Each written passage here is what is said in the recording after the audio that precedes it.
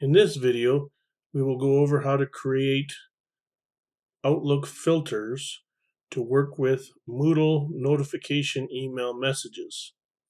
These Outlook filters will take email messages that arrive from Moodle and put them into appropriate folders.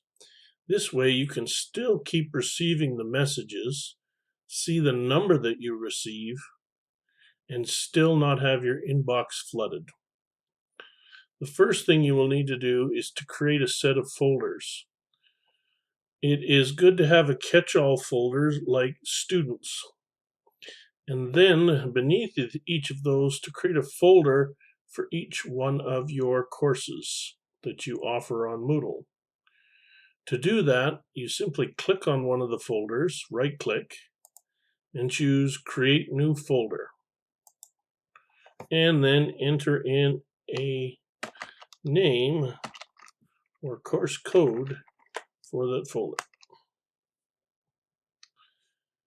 As you can see, when you're all set up, you can see all of your folders. The numbers beside it here indicate the number of messages that are new that you have not looked at. These numbers can be very helpful because they tell me that I have 4 assignments that have been submitted to social studies and 8 assignments have been submitted to English. It helps me keep on track of who is submitting what.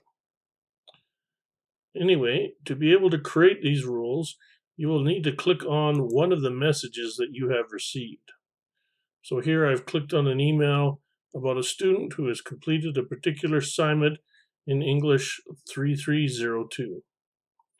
I then go up to the 3 dots over here on the menu on the far right. I click on it and I choose Create Rule. What pops up is a little pop-up box where I'm going to instead choose More Options. Here is where I'm going to enter in all the information that I need. Here I enter in the name of the rule, which says Assignment Messages from ELA 30-2. I add a condition where it says From, and I enter in the email. All Moodle notifications coming from Norquest come from no reply at norquest.ca. I then enter in words that it needs to catch, such as assignment in the subject, and that in the subject or the body, ENGL-3302 should also be there. You can find these words by looking at the message that you selected. Next, you just tell it what folder to put it to. So you have Move To is selected, and you choose the folder that you just created. As it turns out, if you ever do any scanning from any of the photocopiers at the college, hard to do during a pandemic, however, you can add exceptions like subject includes Samsung. As it turns out, those emails also come from no reply at norquest.ca. Last of all, it's very important to make sure that you have Stop Processing More Rules checked, so it doesn't continue on going down the list. Once it has this one, you are done. Then you go and you click on Save.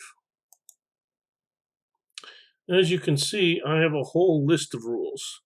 I deal with all the Schedule Once requests I receive. I deal with all my courses. But what's most importantly is I've got a final rule, which is my catch-all.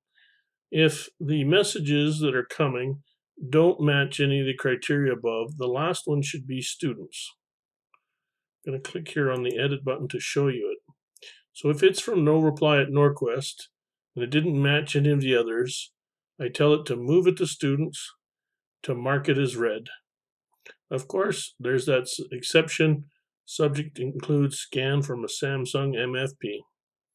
Like before, I have it checked off, Stop Processing More Rules. And there you have how to set up Outlook filters using rules.